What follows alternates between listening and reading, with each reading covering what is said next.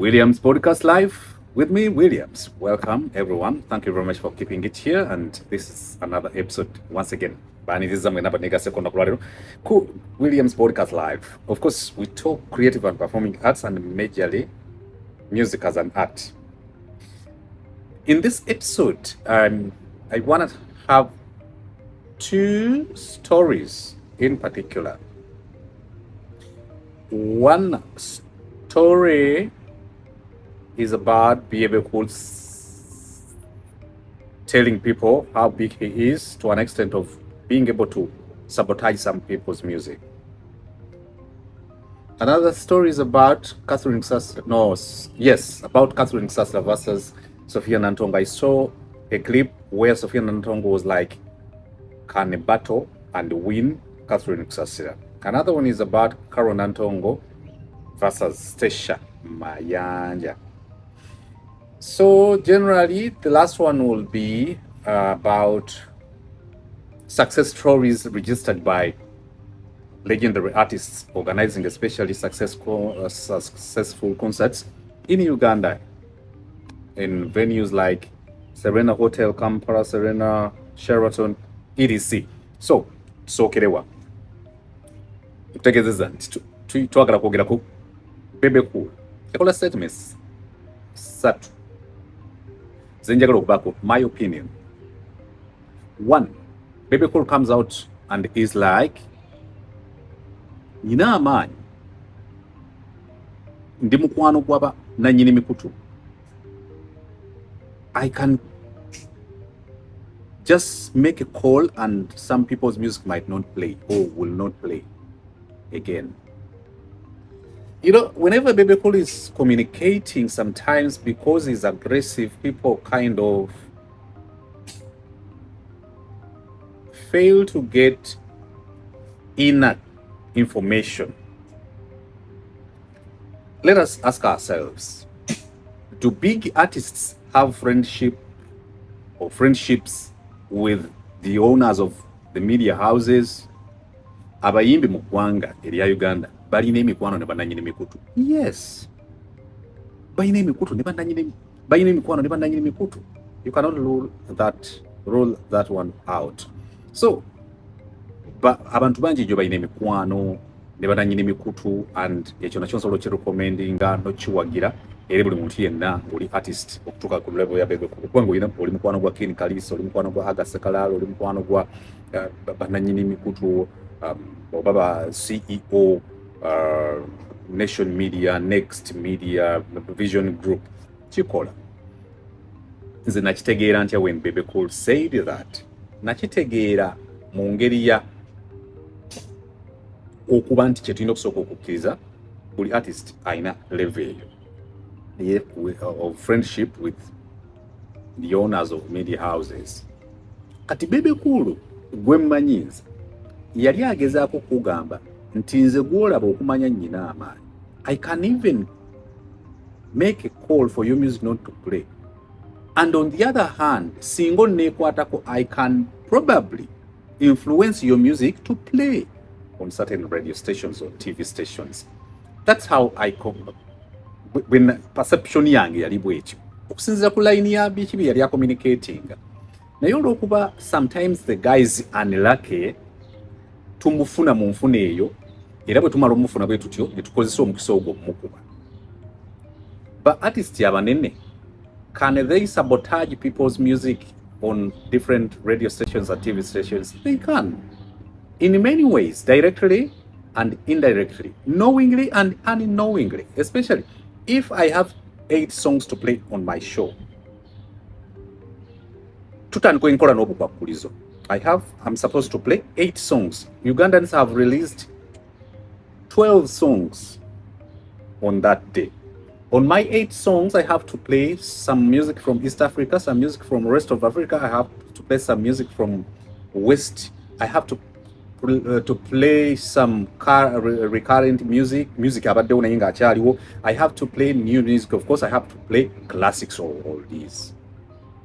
Naddala nga show yange bwete kwata ku nyimba mpya zokka. Kakati nuleka nga slot gye nnyinawo eya music omupya ya nnyimba nga 2 ku nnyimba 5. Kale katugambe ennyimba 3. tutandika okugamba ani asinga okuba mukwano gwange ne tumuteeka wali ani asinga okuba bwe tugeraganya nnyimba 12 ezifulumye ani asinza okuyimba obulungi, ani asinga okuba mukwano gwa station, ani asinga okubeera mukwano gwa show, ani asinga okubeera mukwano gwa presenter. Ebyo byonna bibeera into play. Kakati ojja kwekanga nti ku mikutu mingi nnyo Bebe Cool ayina upper hand and influence when it comes to which music plays nga takigenderedde oba nga akigenderedde. Lwaki emikutu mingi ennyo egiri mu Uganda ng'abantu bangi nnyo mikwano gya Bebe Cool, nga nze sikitwalidde mu ngeri nti ajja kusabotaginga music, nkitwalira mu level y'okuba nti yali calling upon some young artists nti abantu olina okurubbinga shoulders with. One of them is Bebe Cool.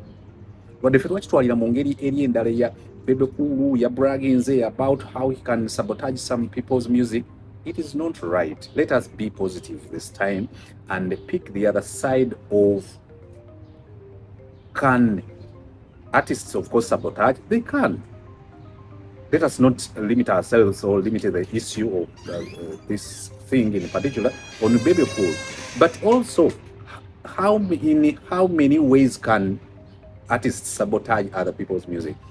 They have influence, they have friendship, they have partnerships, they have a lot of stuff, especially for the artists who have stayed longer in the business. So the Bebe Cool samutegerera mungeri ya mukomerereyo because ne bwana bayetasazeewo kusabotaginga in many ways. Bebe Cool of course ntera nnyo obyogera gyembeera ku platforms ez'enjawulo, ntera obyogera ku mikutu gyange nti Bebe Cool y'omu ku bantu abasinga okumanya okukola friendship, okukola emikwano n'ogikuuma, making and retaining or maintaining or consolidating friendships or people has made friends with. Y'omu ku bantu abasinga okubeera abamanyi okukuuma emikwano. Ekyo ne kimuyamba nti up to right now buli kumpi radio station gy'ogenda okukonkola osangamu abantu right from the top boss to a sweeper that who know Bebe Cool on a personal level. Kakati ekyo nyinza obutakimunenyeza, kyenyinza omunenyeza singa that is akikola, singa akwata omukolo n'agaba temukuba oluyimba lwa Madi Dog. However, waliwo ekirala kyeyayogerako n'agamba nti mu biro byabwe ne Chameleon batuuka ekiseera nga bali kukubiisana nga babeera ku dance floor, DJ nakuba oluyimba for example olwa Chameleon, nakuba olwa Chameleon, kati nga naye alina okuteekawo ekibuli lwaki DJ music wange tomukola ntomukuba. Ekyo ba artists abasinga across the board and across the globe bakikola bulungi ne bubi for their music to play. So saagala tulondemu kino kyokka nti Bebe Cool akakanya abantu abato. Bebe Cool ekyo si kyenjagala okulondamu, njagala okulondamu nti fact is the guy is influential, has influence and rubbing a shoulder with the people who own those media houses. That is the fact. And also let us not crucify him alone when it comes to those big artists that can influence what plays on which station. Many abayina that influence nga osolo gimunenyeza notagimunenyeza because ekimu kijja by default. Nkutegezeza nyine ennyimba ku show yange njagala kuba buli lunaku nyine ennyimba 8 mu nnyimba 8 nyine ebirala ebyokuba bingi nnyo, kati nensigaza nga ennyimba empya zensobola okuyingiza batidde zenyinza okuwa power play 3 kati nga ntandika okugamba nti ani for example abantu bakola playlists, radio station eyinza okuba nga yeetaaga big songs by big artists who have influence, kati nga upcoming weetaaga nnyo okuba naani akumanyi. Ebintu ebyo tutera okugamba nti kakati omuto ani agenda omuyamba, temuyambye emijiji mito. Emijiji emito girina kufulumya of course good music, and emijiji emito have to know that buli mujiji muto struggling and gulaba how to maneuver through tides or stumbling blocks, challenges through ebyo gyonna giyitamu their way out. Tewaliwo wojja kusanga a charity organization that is responsible for rising artists. Those days, Bebe Cool, Chameleon and Bobby Wine also struggled their way out okukimaking eno. Paka Bebe Cool watuukiddeawo wakugamba nti nze nsobola okuba ekuba essimu emu music omuntu n'atazannya. Yali akulaga how powerful he is. Yali akulaga how influential he is. But practically is not saying or was not saying that has been doing that or is willing still to do that or is planning to do that. So, about Bebe Cool. Another thing about Bebe Cool, he mentioned about how TikTok is a double-edged sword. And many people were like, Bebe Cool, baya bachi chokagamba Bebe Cool, bumanya TikTok, bumanya yekimu ku bintu ebinsinga okubeera dangerous kati kyokka ayogerera ku TikTok. The guy was like, actually, when nali muwuliza ku live ye, nali critical and keen enough, guy n'agamba nti aba America nabo tebategeera nga TikTok enejja naye olwaliwo TikTok kyekimu ku bintu ebisinga okubeera ebyobulabe. And maybe he did not explain much about the thing, but to me, who heard Bebe Cool say it and who was keen enough to listen to the details of what the guy was communicating, was like, buli muntu yenna kyekiseera okukitegeera nti bw'otakozesa TikTok mu bulungi bwayo, kitale ekisala eno ewalungi ne kikuwa the good out of it, and the other side it can do bad. Yatuwa example ya America. Kyovulaba, sometimes abantu abakola damage control and public relations for big artists like Bebe Cool baba balina okujjayo those details. So nze bwentyo bwe namutegeera was like abantu baagayalirira TikTok because olwali tuntunuulira TikTok has good and bad at the same time, just like any other platform online. Eyina ebirungi n'ebibi. TikTok bw'otagikozesa bulungi nnyo, news feeds zo osobola okuba nga gw'olaba abantu beeyambula bokka all the time. TikTok bw'oba togigenderera bulungi esobola okuba nga gwe news feeds zo zikuleetera propaganda, akulaga nti eddiini mbi, akulaga nti obuwangwa bubi, akulaga nti obusiraamu bubi, akulaga nti obukatuliki bubi, akulaga nti abayimbi babi, akulaga nti abakyala babi, akulaga nti abaami babi. You just need to choose good out of TikTok and your news feeds will change. Another thing is also about how to harness those platforms, especially TikTok, the guy was referring to, that TikTok can be a good platform where people can showcase their services and goods, looking also to look for ways to attract more people to sell their services and goods too. That's Bebe Cool abantu bamutegeera and like I said, sometimes it's just unlucky. He will communicate a thing olwokuba abeera aggressive waba ayogera abantu bagambe oyo omwana naye yaluta amabebe bannange kati agamba atya nti TikTok ombi ate nga communicatingira ku TikTok, and especially ku TikTok nga tebakya comprehendinga nnyo bintu awo nekigenda bwe kityo. So about that statement, for me, I picked positivity out of Bebe Cool's thing about comments or submission about TikTok. Yes, TikTok esobola okubeera ennungi, esobola okubeera embi. Ng'Abamerika bwe baagigayaalirira, mujjukira ne Trump yali akyali mu kisanja awo. Nasooka giraba ng'etajja kukola. Net Donald Trump oyo yadde akomawo this time, yasanze etteeka liri mu pipeline likigamba eyimirire, ate ye yali tajagala luli, yayina okugamba nti njeetaaga. Era n'agamba akalulu nga kawedde mu Amerika nti bannange twebaza TikTok okuba abavubuka bangi abatulonze olwa influence ya TikTok. So that is my opinion about that. I hope I am clear enough, and if I'm not sounding clear to you regarding the same statement by Bebe Cool about TikTok, kindly go into the comment section and put your questions and put your contribution or your opinion, because everyone's opinion is welcome, that each one of us is entitled to their opinions. Another thing is about abantu babeere bweru. Bebe Cool also made a statement. Bebe Cool made a statement nga mpuliririrkanga ate akola PR wa Gagameero. Nga ninganga omugagameero. Bebe Cool was like, ayina mukwano gwe yasanga e UK. Mukwano gwe bwamusanga e UK, namugamba lwaki tokomawo e Uganda n'ogula ekimotoka ky'amazzi n'otandika okwoza emmotoka z'abantu dana okubeera e Bulaaya. Abantu era ne bakuba Bebe. Kakati njagala kuwa kino. Bebe kye yali ategeeza kinjagala okulondamu at least, especially for me on William's podcast live, is the positivity out of it. Abantu bangi abavudde ebweru ne bajja ne bagenda ebweru ne bafunayo amagezi ne bagateeka mu Africa ne babeera successful. So Bebe Cool nsobola mu pickinga positively on that, nti you can go ebweru n'ojjayo amagezi. Bebe Cool yayogera biri viable, biri applicable. Ye biri applicable lwakuba nti waliwo other challenges remaining constant in Uganda. Naye katubeere positive kale nti bangi nze bendabyeko nga bavudde Haji Bakaluba oyo mumulaba. Ebyo byakola ebyokukolera abantu real estate n'abazimbira amayumba gaabwe n'ebiki byabijja bweru. ensonga kyabikola mu Uganda.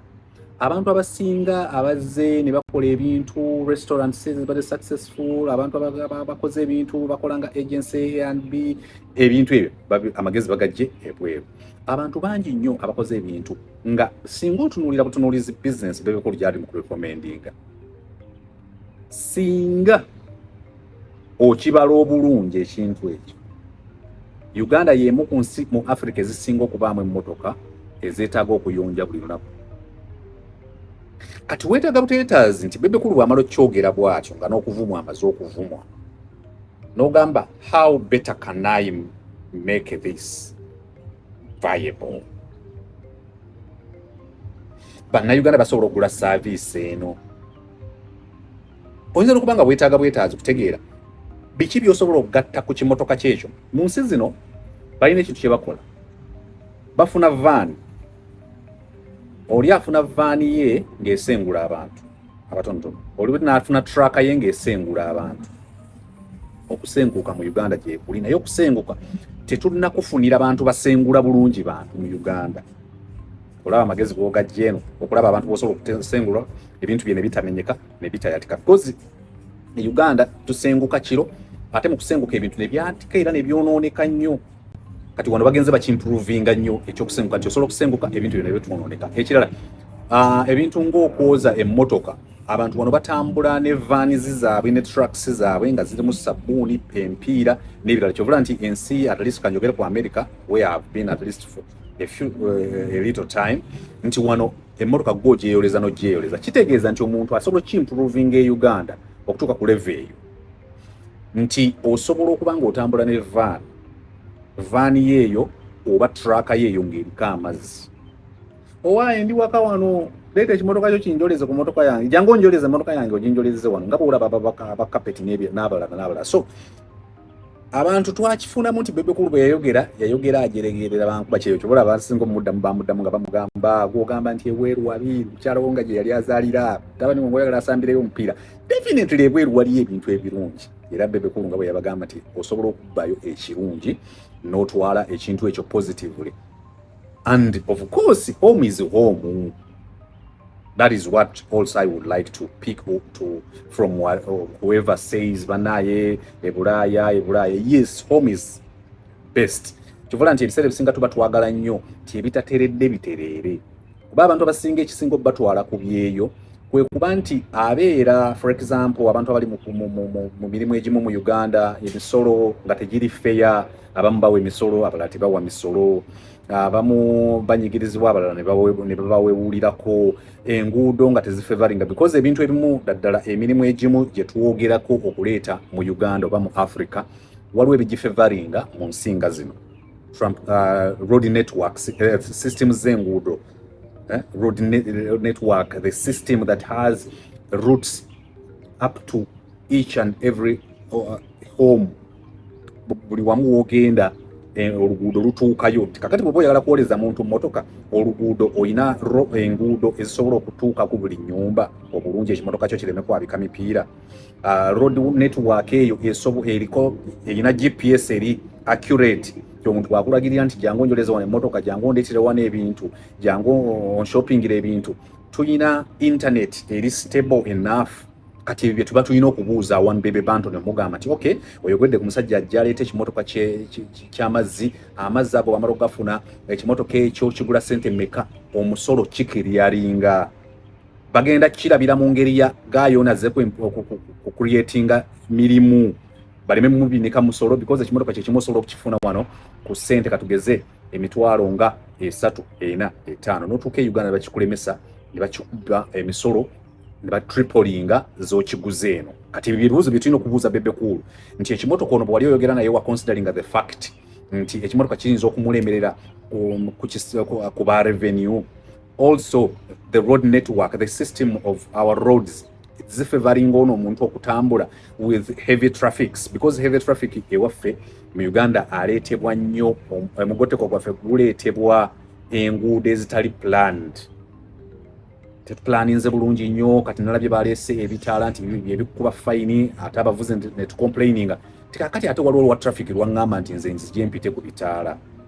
ate kakati awo ekitala bwe kikuba fine ng'owa traffic yagambye ate gwoba ogenda okwewozaako nti mbadde ate owa traffic ne system yandibadde nnyamba okwewozaako kati bye tulina okubuuza Bebe Cool. And it is unfortunate that these days we no longer have debates where we can ask people questions, valid questions, especially when they make statements. Like Bebe Cool keeps on making statements. Netutamubuuza valid questions. So questions would be about singo ngamba ndete ekimotoka ekyo revenue egenda kumpisa ntya bongamba nkole a certain business nve e Canada nve e US nve e London wano abemisolo tariffs zigenda kubeera zitya ebintu bwebityo. So I'm trying to look for positivity out of whatever Bebe Cool said nti twetaaga mubuuza bibuuzo ebyo era singa mbadde ndi wano ku Williams Podcast Live bibuuzo byanandi mubuuziza ye nambuulira road network yaffe esobozesa omuntu okukola emirimu egy'enjawulo. Alina n'ekirala kyeyakoonako ng'agamba nti omuntu lwaki akola emirimu ebiri ng'ali Canada ali mu United Kingdom ng'ali mu Europe ng'ali mu Schengen ali mu US ali n'atagikola Uganda. Definitely omuntu lwaki akola emirimu esatu ebiri etaano mu America lwakuba nti okusasulwa tekuli mu bibuuzo. Yes, era ojja kwekanga nti omuntu asobola okuva e Uganda nga dokita nga omusaala gwe gulimu ebibuuzo gulimu okwekuba ebigo bw'atuuka mu America n'afuna omulimu nga bwe bateereza empapula ze baziweeyinge n'afuna omulimu gwa nurse, certified nurse, okukola ene wasookerwako kati ate nga sente zaafuna zisinga zabadde afuna as a doctor in Africa. Okitegeera ojja kwekanga nti omuntu avudde e Uganda nga musuubuzi, avudde e Uganda nga ali ku mulimu gwolaba nti gwa kitiibwa ali mu katale akeetolola as a managing director ng'omulimu ogwo tegusasula bulungi era nga talina lwaki agattako omulala. Jukira guno okusasula bulungi gumugamba akola na 12 hours akeera ku makya nannyuka lwaggulu. Emirimu gyaffe e Uganda wotuukira okufuna miliyoni emu kagibe emitwalo 5 ojja kwekanga nti okukola okufunayo akasente e Uganda otandikira ku makya nonnyuka lwaggulu. Kakati ate bw'atuuse eno ogwo omusala jukira bagenda gumuwa emitwalo 5 oba emitwalo 7 bagimuwa ku nkomerero ya mwezi, but is not sure if the business is not working well, doing well, tamanyi oba anaasasula. Kati ate bw'ogenda mu zino ensi ez'obuddu n'otuukayo bagamba osobola okukola hours 8 buli hour gikolere $1 zo bweziti.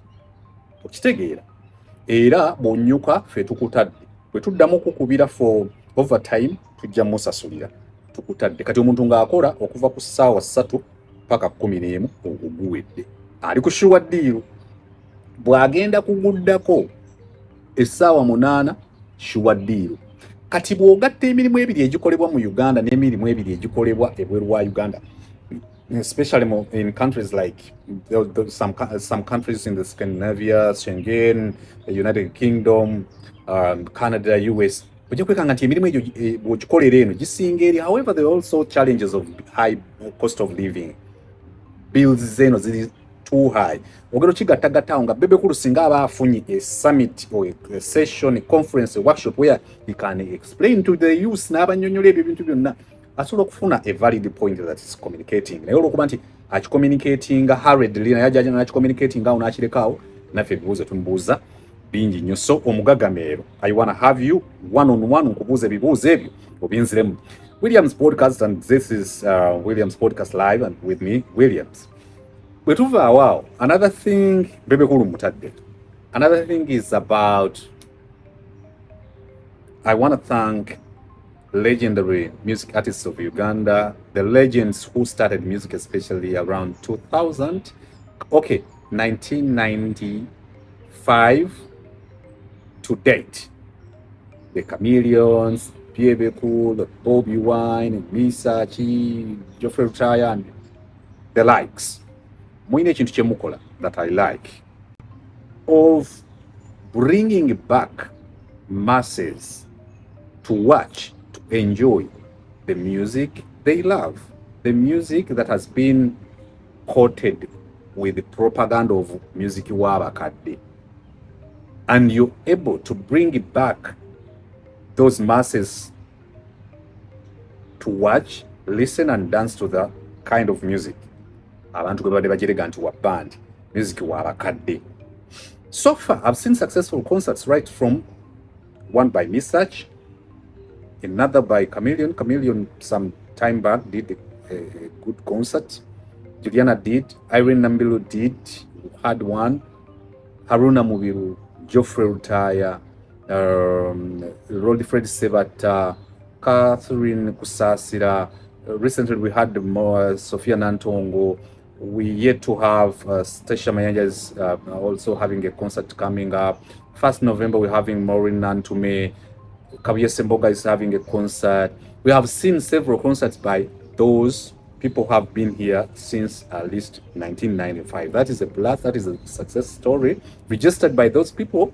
Abadi bagambi wanti bagwa bagwao. To me, that is a good gesture and action that has helped many younger people to acknowledge the fact that muyina okukola ennyo bano babalaze nti bamaanyi baze ne bakubira mu generation yammwe, which in a good way si mu ngeri y'okunafuya. So we appreciate that and it should keep up. I am seeing something cooked up, planned by Jose Mr. Chisemakula for Grace Nachimera to have a concert also, because Grace Nachimera yomubantu abalina good vocals, good performance, energy on stage, and that is good. The last one, which is not least of course on this episode on William's Podcast Live, is about a clip I saw more Sophia Nantongo challenging Catherine Kusasira to a battle. Sophia yayogedde omuntu obusesa. Actually nekirala kyenyina okwogerako kya Sophia na Stecia Mayanja and Carol Nantongo. I pray I don't forget. Jukira nti nzize nga na prepare nze naye nga sina wensoma naye mbijjukira mutwe. Sophia Nantongo and Catherine Kusasira is a music parade I would love to see. Not in a way of battling to get to see or get who is better than who, because they're differently gifted when it comes to their vocals, their energy on stage, their range, vocal ranges and color, totally different. But I would love to have them have different platforms where everyone has a session. The other one comes next, a session by Catherine Kusasira. This one comes. Those are some of the ways we can punch up our industry. We can spring by stretching muscles. Is about artists. Okay, let us have Catherine Kusasira doing it with Sophia Nantongo. Eyo she yinza obutagwa.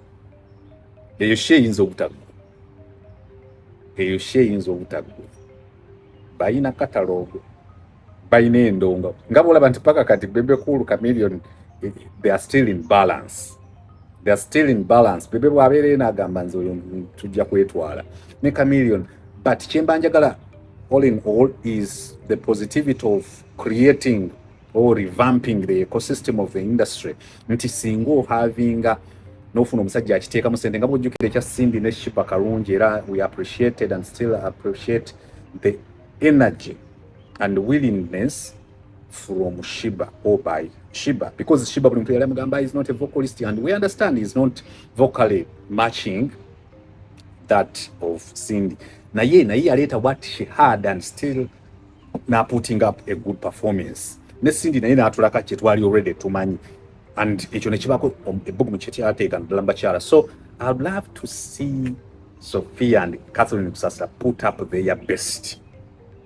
Ne tuteekawo platforms bbiri tusobola ziteeka tezibeera na muserena oba wawonna, where people can sit different backlines nga be bakuba ebidongo, backups different, choreographers different, directors and stage managers different. Olyoka owulira amaloboozi mu serena awo. Oyinza okufuna ekyo kyolabangako and kyetaaga okukola build up nga ya myezi nga mukaaga oba mwaka. okuteekateeka bano press conferences okubawandiikako tusobola okufaayo ne magazines profiling and documenting Sophia Nantongo, ba producers bonna abazze bamukolera, ba songwriters abazze bamukolera ne to profiling and document Catherine Kusasira, Sophia Nantongo. It can be a good one. So nakyo nkirabira in that angle. Promoter, but directors, we can brainstorm and see how best we can come up with a good production for the two ladies, Sophia Nantongo and Catherine Kusasira.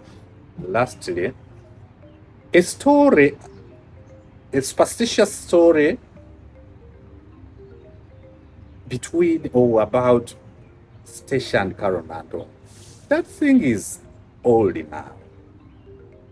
It is old enough now. It is overdue to chase on you, Stecia. Especially when you're planning for your forthcoming concert. Ekintu ekyo kireke. Ne bannamawulire ekiboozi tukireke. Ekiboozi ekyo kintamye. Kiri too much. Ekiboozi kiri too much. Every now and then, nze samulogako.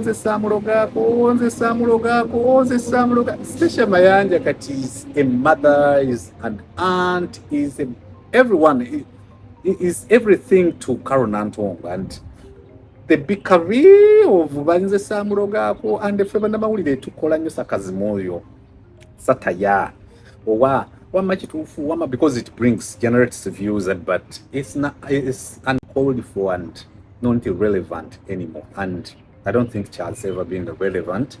Does not put a plus to Stecia Mayanja's brand, neither does it do a thing to spring or to push, to elevate, to propel Carol Nantongo's career. So ekintu ekyo tekina nnyo kikigattako.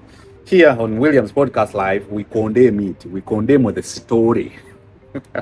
We condemn the story. So kale ba mukirekerawo tekina nnyo kyekikola. Stecia, you're a big brand.